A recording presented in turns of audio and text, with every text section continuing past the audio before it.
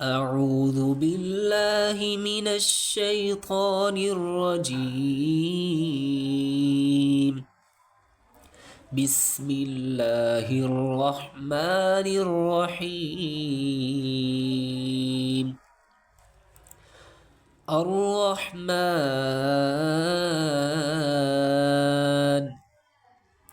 علم القرآن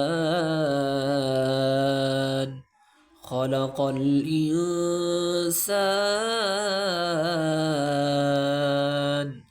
علمه البيان.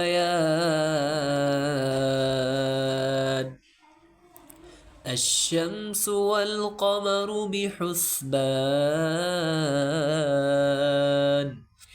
والنجم والشجر يسجدان والسماء رفعها ووضع الميزان ألا تطغوا في الميزان وأقيموا الوزن بالقسط ولا تخسروا الميزان والأرض وضعها للأنام فيها فاكهة والنخل ذات الأكمام والحب ذو العصف والريحان. فبأي آلاء ربكما تكذبان خلق الإنسان من صلصال كالفخار وخلق الجان من مارج من نار. فبأي آلاء ربكما تكذبان رب المشرقين ورب المغربين. فبأي آلاء ربكما تكذبان مرج البحرين يلتقيان بينهما برزخ لا يبغيان. فبأي آلاء ربكما تكذبان يخرج منهما اللؤلؤ والمرجان. فبأي آلاء ربكما تكذبان وله الجوار المنشآت في البحر كالأعلام. فبأي آلاء ربكما تكذبان كل من عليها فان ويبقى وجه ربك ذو الجلال والإكرام. فبأي آلاء ربكما تكذبان يسأله من في السماوات والأرض كل يوم هو في شأن. فبأي آلاء ربكما تكذبان سنفرغ لكم أيها الثقلان فبأي آلاء ربكما تكذبان يا معشر الجن والإنس إن استطعتم أن تنفذوا من أقطار السماوات والأرض فانفذوا لا تنفذون إلا بسلطان فبأي آلاء ربكما تكذبان يرسل عليكما شواظ من نار ونحاس فلا تنتصران فبأي آلاء ربكما تكذبان فإذا انشقت السماء فكانت وردة كالدهان فبأي آلاء ربكما تكذبان فيومئذ لا يسأل عن ذنبه إنس ولا جان فبأي آلاء ربكما تكذبان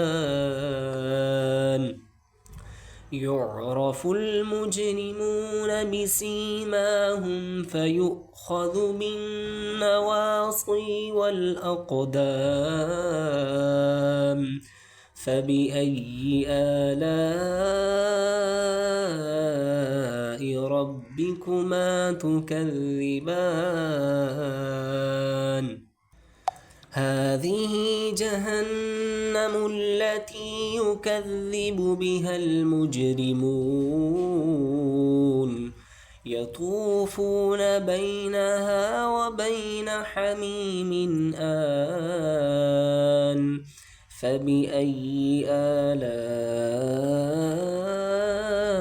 ربكما تكذبان ولمن خاف مقام ربه جنتان فبأي آلاء ربكما تكذبان ذواتا أفنان فبأي آلاء ربكما تكذبان فيهما عينان تجريان فبأي آلاء ربكما تكذبان فيهما من كل فاكهة زوجان فبأي آلاء ربكما تكذبان متكئين على فرش بطائنها من استبرق وجنى الجنتين دان فبأي آلاء ربكما تكذبان فيهن قاصرات الطرف لم يطمثهن إنس قبلهم ولا جان فبأي آلاء ربكما تكذبان كأنهن الياقوت والمرجان فبأي آلاء ربكما تكذبان هل جزاء الإحسان إلا الإحسان فبأي آلاء ربكما تكذبان ومن دونهما جنتان فبأي آلاء ربكما تكذبان مدهامتان فبأي آلاء ربكما تكذبان فيهما عينان نضاختان فبأي آلاء ربكما تكذبان فيهما فاكهة ونخل ورمان فبأي آلاء ربكما تكذبان فيهن خيرات حسان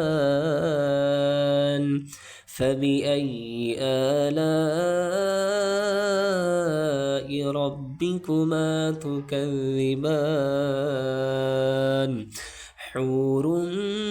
مقصورات في الخيام فبأي آلاء ربكما تكذبان لم يطمثهن إنس قبلهم ولا جان فبأي آلاء ربكما تكذبان متكئين على رفرف خضر وعبقري حسان فبأي آلاء ربكما تكذبان تبارك اسم ربك ذي الجلال والإكرام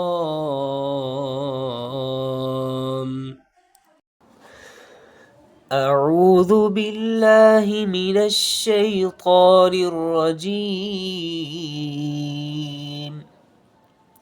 بسم الله الرحمن الرحيم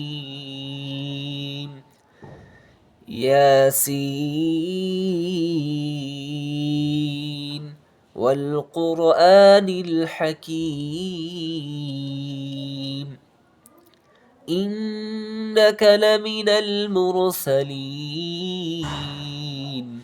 على صراط مستقيم تنزيل العزيز الرحيم لتنذر قوما ما أنذر آباؤهم فهم غافلون لقد حق القول على أكثرهم فهم لا يؤمنون إنا جعلنا في أعناقهم أغلالا فهي إلى الأذقان فهم مقمحون وجعلنا من بين أيديهم سدا ومن خلفهم سدا فأغشيناهم فهم لا يبصرون وسواء عليهم أنذرتهم أم لم تنذرهم لا يؤمنون إنما تنذر من اتبع الذكر وخشي الرحمن بالغيب فبشره بمغفرة وأجر كريم إنا نحن نحيي الموتى ونكتب ما قدموا وآثارهم وكل شيء أحصيناه في إمام مبين واضرب لهم مثلا أصحاب القرية إذ جاءها المرسلون إذ أرسلنا إليهم اثنين فكذبوهما فعززنا بثالث فقالوا إنا إليكم مرسلون قالوا ما أنتم إلا بشر مثلنا وما أنزل الرحمن من شيء إن أنتم إلا تكذبون قالوا ربنا يعلم إنا إليكم لمرسلون وما علينا إلا البلاغ المبين قالوا إنا تطيرنا بكم لئن لم تنتهوا لنرجمنكم وليمسنكم منا عذاب أليم قالوا طائركم معكم أئن ذكرتم بل أنتم قوم مسرفون وجاء من أقصى المدينة رجل يسعى قال يا قوم اتبعوا المرسلين اتبعوا من لا يسألكم أجرا وهم مهتدون وما لي لا أعبد الذي فطرني وإليه ترجعون أأتخذ من دونه آلهة إن يردني الرحمن بضر لا تغن عني شفاعتهم شيئا ولا ينقذون إني إذا لفي ضلال مبين إني آمنت بربكم فاسمعون قيل ادخل الجنة قال يا ليت قومي يعلمون بما غفر لي ربي وجعلني من المكرمين وما أنزلنا على قومه من بعده من جود من السماء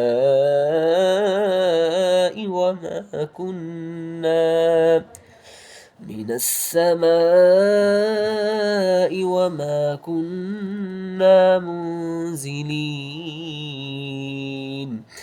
إن كانت إلا صيحة واحدة فإذا هم خامدون يا حسرة على العباد ما يأتيهم من رسول إلا كانوا به يستهزئون ألم يروا كم أهلكنا قبلهم من القرون أنهم إليهم لا يرجعون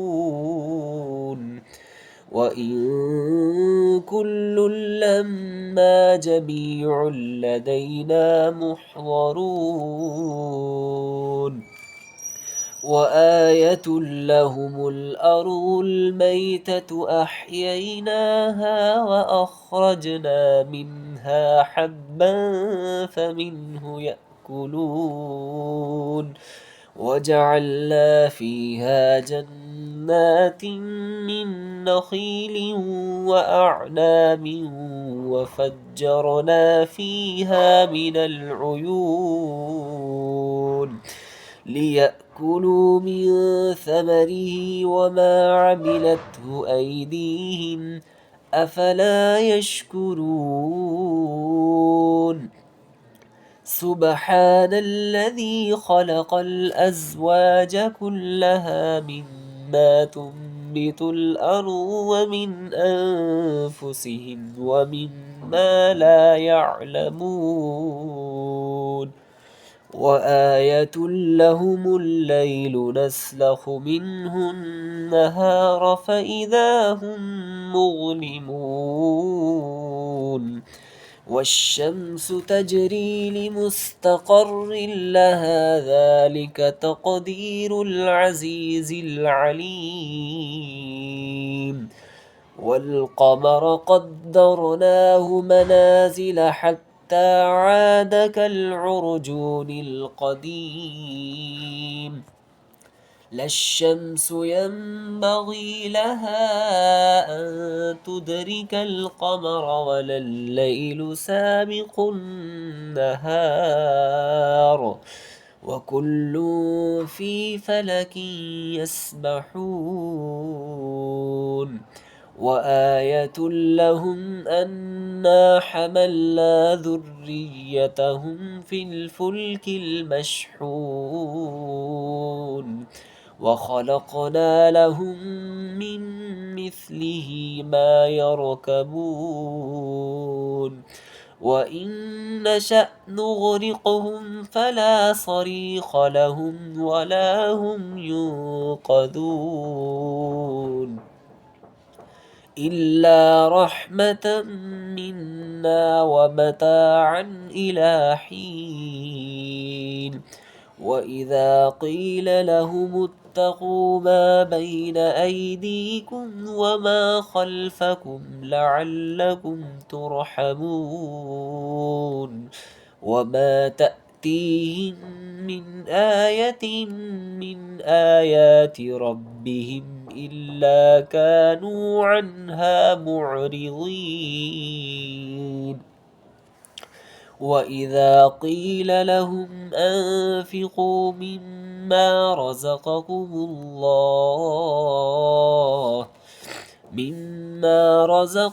الله قال الذين كفروا للذين آمنوا أنطعم من لو يشاء الله أطعمه إن أنتم إلا في ضلال مبين ويقولون متى هذا الوعد إن كنتم صادقين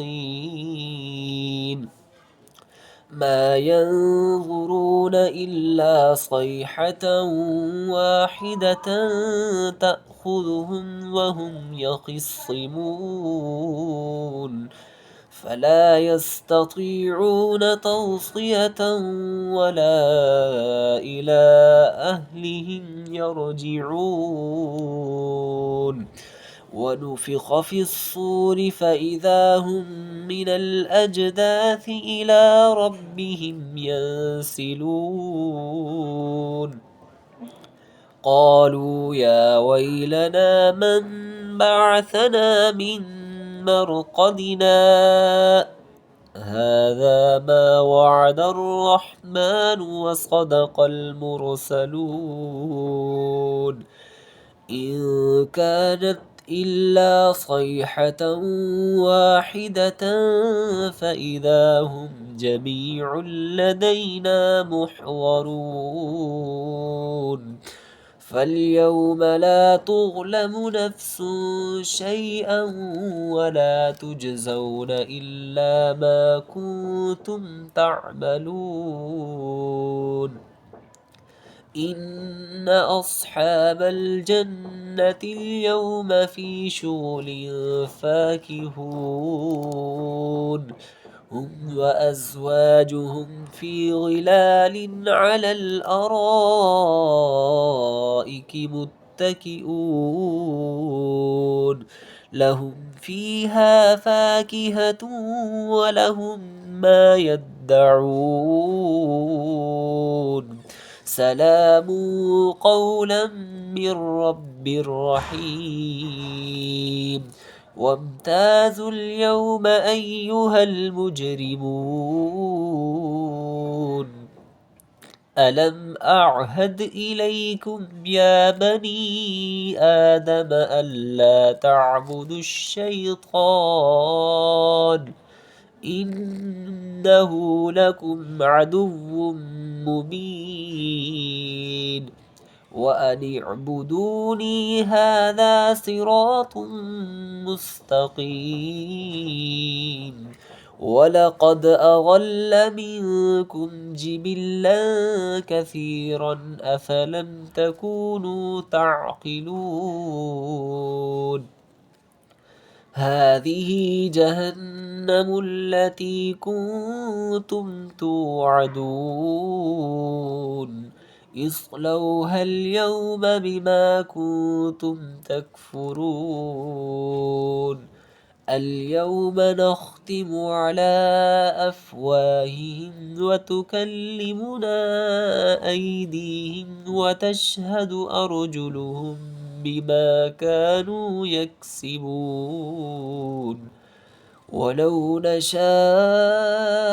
لطمسنا على أعينهم فاستبقوا الصراط فأنى يبصرون ولو نشاء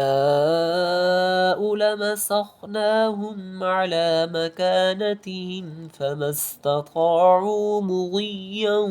ولا يرجعون ومن نعمره ننكسه في الخلق أفلا يعقلون وما علمناه الشعر وما ينبغي له إن هو إلا ذكر وقرآن مبين لينذر من كان حيا ويحق القول على الكافرين أولم يروا أنا خلقنا لهم مما عملت أيدينا أنعاما فهم لها مالكون وذللناها لهم فمنها ركوبهم ومنها يأكلون ولهم فيها منافع ومشارب أفلا يشكرون واتخذوا من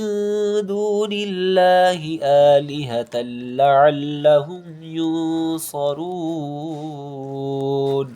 لا يستطيعون نصرهم وهم لهم جند